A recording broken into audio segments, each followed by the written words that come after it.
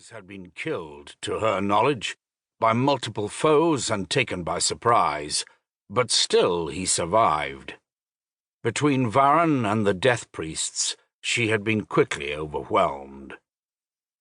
Now she knew the death priests for what they were, necromancers of a sort. Throughout her life, Miranda had chosen to ignore clerical magic, as was common for most magicians on Midcamia, as being some sort of manifestation of the gods' powers. Now she regretted that oversight. Her husband, Pug, had been the only magician with whom she was familiar who had some insight into clerical magic, having made it a point to learn as much about it as he could, despite the tendency of the various orders to be secretive. He had learned a great deal about this darkest of magic because of his repeated encounters with the Pantathian serpent priests, a death cult with their own mad ambitions.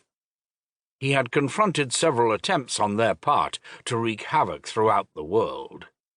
She had listened indifferently to several discussions on the subject, and now she wished she had paid closer attention. Now, however, she was learning by the minute. The death priests were clumsy and imprecise in their investigation, and often revealed as much about their own magical nature as they learned about hers. Their lack of subtlety worked in her favor. She heard her captor leave, but kept her eyes closed as she slowly let her consciousness return to the upper levels of her mind, every instant clinging to the insight she had just achieved. Then clarity returned, and with it, pain. She fought back the urge to cry out and used deep breathing and mental discipline to manage the agony. She lay up on a slab of stone, but stone that had its own evil nature, a sense of energy alien to Miranda. Simply touching it was uncomfortable, and she was strapped to it without benefit of clothing. She was drenched in perspiration and nauseous. Her muscles were threatening to cramp, and with her limbs restrained, the additional pain was unwelcome. She employed every trick at her disposal to control the urge, calm herself, and let the pain flow away. For almost a week she had undergone the Desati examination, enduring humiliation as well as pain, as they sought to learn as much about her and the human race as possible. She was secretly grateful for their heavy-handed approach, for it provided her with two advantages. They had no experience with human guile, and they vastly underestimated her. She put aside her speculation on the Desati and turned her attention to escape. Once trapped by Leso Varan and the death priests, she had quickly realized that her best course of action was to give her interrogators just enough truth to make credible everything said.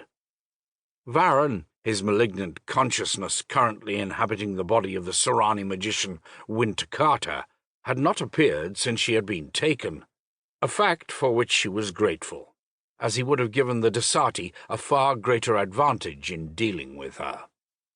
She knew he had his own mad agenda, and had only been in league with the Desati for as long as it suited him, and cared nothing for the success of their insane ambitions, only for his own. She opened her eyes. As she expected, her Desati captors were gone.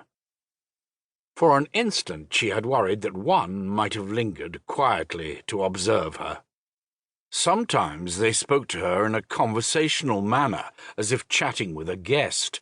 At other times they subjected her to physical violence. There seemed little pattern or sense to their choices. She had been allowed to keep her powers at first, for the death priests had been supremely confident and had wished to see the scope of her abilities. But on the fourth day of her captivity, she had lashed out at a death priest with the full fury of her magic when he had presumed to touch her naked body. After that, To keep listening to this audiobook, I've left you a link in the description so you can do it, at no cost thanks to Audible's 30-day free trial.